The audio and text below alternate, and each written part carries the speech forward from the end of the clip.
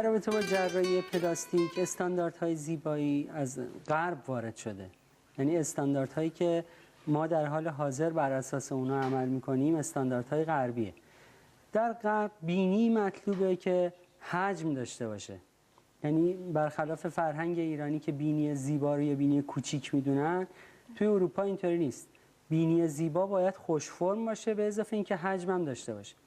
حالا ما اگر که بخوایم بینی رو مطابق با شاخص‌های اروپایی عمل کنیم، معمولاً مریضای ما ناراضی‌ان. یعنی شما خیلی از مریضا رو می‌بینید که بعد از عمل شاید دماغشون بزرگتر شده و اینا میگن آقای دکتر من رفتم پیش فلان همکار عمل کردم بینی من الان بزرگتر شده، خودش هم میگه خیلی خوبه، این چرا اینجوریه؟ ببینید این درسته. یعنی اون چیزی که ما و همکارانمون آموزش دیدیم به عنوان استاندارد زیبایی و استانداردهای غربیه. استاندارد غربی هم یه بینی رو خوش فرم میدونه که حجم هم داشته باشه. حالا اگه ما بخوایم بر اساس اون عمل کنیم، مریض ایرانی بعد از عمل احساس میکنه بینیش بزرگتر شده.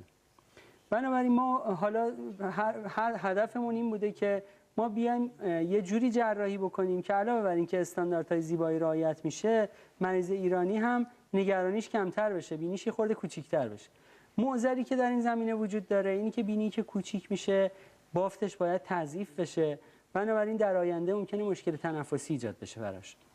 چون این چیزی که بینی رو باز نگه داشته این قضروف‌ها و استحکام قضروف‌هاست.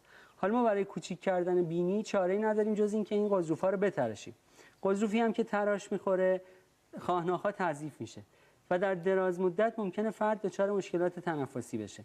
حالا معضلی که اینجا وجود داشت این بود که ما چه کار کنیم که هم بینی کوچیک بشه، هم تضعیف نشه، مشکل تنفسی ایجاد نشه. روش هایی که ما در موردش صحبت میکنیم این روش هاست که ما بینی رو کوچیک میکنیم، همراه با اون با استفاده از قضروف هایی که از نقاط دیگه بینی برمیداریم بینی رو تقویت میکنیم. مخصوصا قسمت نوک بینی و قسمت های مربوط به دریچه بینی رو تقویت میکنیم. این باعث میشه که بینی همزمان هم کوچیک بشه، هم فرد مشکل تنفسی در دراز مدت پیدا نکنه. این اون چیزیه که خب به هر حال مقبول ایرانیانه. ما اگر بخوایم دقیقاً همون استانداردهای اروپایی رو انجام بدیم، می‌بینیم که اکثریت مریضامون ناراضی هستن. میگن آقای دکتر چرا بینی من بزرگه هنوز؟ من در بین دوستان و آشنایان میگن تو هنوز بینیت بزرگه، تو عمل کردی چرا بینیت بزرگه؟ در حالی که تو فرهنگ ایرانی بینی مطلوب بینی کوچیک محسوب میشه.